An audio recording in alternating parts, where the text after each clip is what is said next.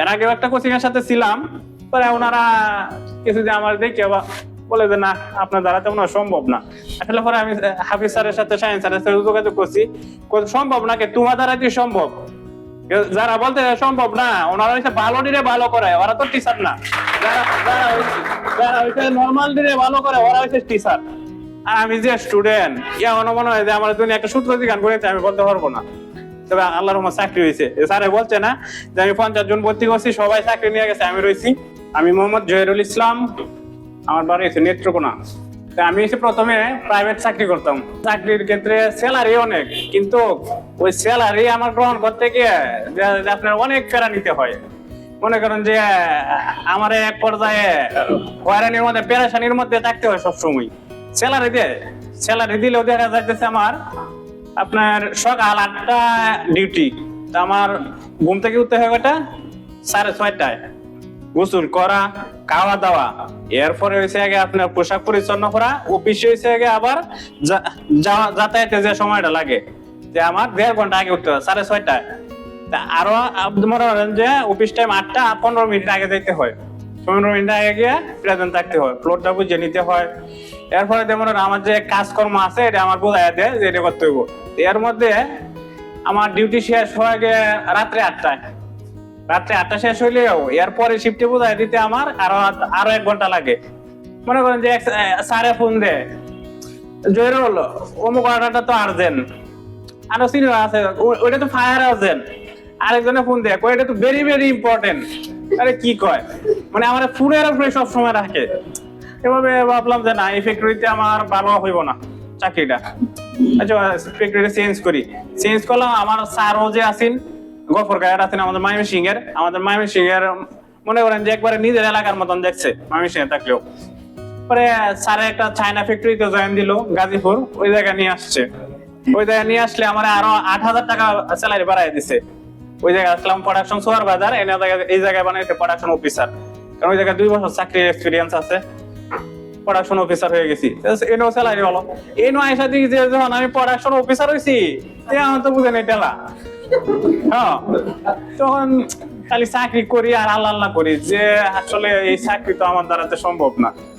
ও মাঝে মাঝে কি হয় জানেন, রাত্রে ঘুমের মধ্যে ফোন দেয়, কারণ আমাদের টেস্টে চলেছে 24 ঘন্টা, ঘুমের মধ্যে ফোন দেয় যে সাহেব এই অর্ডারটা তো আপনার কমপ্লিট হয় নাই, আরেক শিফটে যে আছে প্রোডাকশন অফিসার, হ্যাঁ অথবা খুঁজে পাইতেছে না, অথবা অনেক সময় আছে সুতা খুঁজে পায় না, কাপড় খুঁজে পায় না, ওয়ার্ডের সাথে মিলে না কাপড় বানাইতে এসে, এটির জন্য ফোন দেয়। তা আমার একবার ফোন দিলে পরে আর ঘুমাইতে পারি না, কি যন্ত্রণা।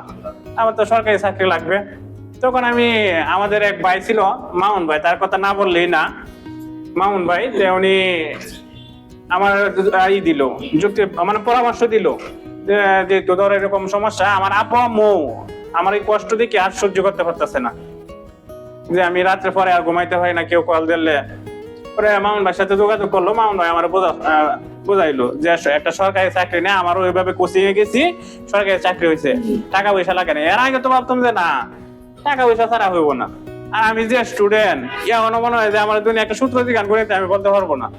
তবে আল্লাহর রহমতে চাকরি হয়েছে। স্যারে বলছে না যে আমি 50 জন ভর্তি করছি, সবাই চাকরি নিয়ে গেছে, আমি রয়েছি, বুঝছেন। তবে মাঝে মাঝে স্যারে বলতো যে এই জায়গায় যারা বসে সবারই চাকরি হয়, ওই বিশ্বাসে আমি আসলাম, বুঝছেন। আমি এসএসসি পাস করছি 2011 সালে।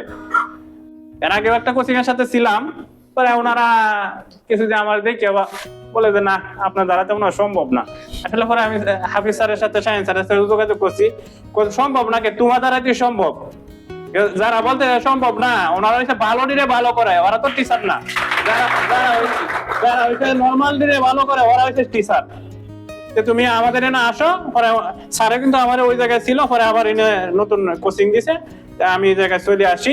পাশাপাশি আমার সাথে যোগাযোগ করে দেখতেছে যে এখন কিন্তু একটা জিনিস জেনে রাখবেন, অন্যান্য প্রতিষ্ঠানে সবাই বলে যে আপনাদের পেনাসিয়ায় চাকরি বেশি হইতেছে, আমার কিন্তু তালতলায় অধিকাংশ পোলাপানি চিনে, কারণ আমি হচ্ছে অনেক সিনিয়র। সবাই বলে যে আপনাদের এই প্রতিষ্ঠানে চাকরি বেশি হচ্ছে, কেন হচ্ছে ওইটাও বুঝতে হবে, কারণ যে জায়গায় আপনার পড়াশোনা ভালো হয় এই জায়গায় কিন্তু চাকরিও হবে, আর আল্লাহ তাআলারও একটা রহমত আছে। আর আপনার জন্য এই প্রতিষ্ঠানে ভর্তি হন, মনে করেন যে কোনদিন স্যার আছে না যে আপনার বেতনের জন্য একবারে বলবো যে না তুমি এই মাসে বেতনটা দিছো না উঠতে যাও, এরকম প্রতিষ্ঠানে আমি পড়ে আইছি যে তারা যে তোমার দরকার নাই তুমি চলে যাও। স্যারা বুঝে যে তুমি এখন দিতে পারছো না, 10 দিন পরে দেও, 15 দিন পরে দেও, দিয়ে দিও। কারণ এটা তো বুঝতেছেন স্যারদের একটা কষ্ট আছে, মানে বিদ্যুৎ আছে, মানে এসি চলতেছে, মনে করেন যে টিচার আছে, বিভিন্ন রুমবার আছে, দিতেই হবে বেতন। তবে সময় দে, আমি যে জায়গায় পড়ে আছি এই জায়গায় সময় দেয় না। আমি লাস্টে বললাম যে না আমারে যেহেতু এইরকম বলতেছেন যে আমার এককালীন ভর্তি করে দেন, 20,000 টাকা লাগবে। কি আশ্চর্যজনক, 20,000 টাকা লাগবে। পরে আমার কাছে যা কয় টাকা পাইতো দিয়ে আমি চলে আসি। আবার ওটা বিভিন্ন আপনি ইউটিউব চ্যানেলে দেখবেন ওই প্রতিষ্ঠানে খুব নামি ডাকি স্যার এমন যে লেকচার দিব, এক স্যার আছে এমন সেই এই লেকচারে গুলিয়ে যাবেন সবকিছু, আর কিছু লাগবো না ভর্তি হয়ে গেছে। তবে এনওসি নিয়ম রয়েছে, আমি সবার উদ্দেশ্যে বলি যারা মনে হয় যে এখনো ভর্তি হন না অথবা হয়েছেন, এই মনে করে ইউটিউব চ্যানেল না দেখে যারা হয়েছে আমাদের সাথে জড়িত, মানে পড়াশোনা করতেছে চাকরির জন্য, ওদের সাথে মনে করেন যে ঢাকা সহ যে কোনো জায়গায় এখন জিজ্ঞেস করবেন এই পেনাসিয়ার নাম আছে, সুনাম আছে। আমাদের এলাকায় একজনে চাকরি পাইছে, আরো মনে হয় 15 জন আয়া ভর্তি হয়েছে। কিভাবে ভর্তি হয়েছে? উনি তো চাকরি পাইছে। কিভাবে পাইছে? এই তালতলা কোচিং কোন কোচিং পেনাসিয়া কোচিং এ পড়ছেন। এই সুনামে কিন্তু মনে করেন যে যারা ভর্তি হয় তারা কিন্তু আপনার সফলতা দ্রুতই পেয়ে যায়। আর আমি বলবো সবাইকে যে টাইপ টে যারা আছে, টাইপ টে হইছে আপনি অনেকেই বলে যে আমার তো রিটার্নটা আসে না এখনো, আচ্ছা টাইপ টে পরে করি, শর্ট হ্যান্ডটা তো বিশাল সমস্যা, কি আঁকাঝুঁকির বিষয় এটা তো মাথায় ধরে না।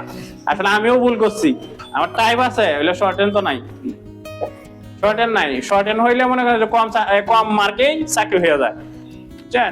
কারণ শর্ট হ্যান্ড হইছে আপনার টাইপটা একটু স্পিড লাগবে, আপনি পড়াশোনা করবেন। আর আমার মতন যারা স্টুডেন্ট আছে, আমি যেটা করছি, আমি যেটা পারি না ওটা বাদ দিছি, ওটা বাদ, হ্যাঁ ওইটা বাদ দিছি। যেটা পারি এটা আমার স্যারে টেকনিক শিখাই দিছে, হাফিজ স্যারে শিখাই দিচ্ছে যে তুমি যেটা পারো এটা বারবার করবা, দেখবে এটাতে তোমার একদিন চাকরি হবে।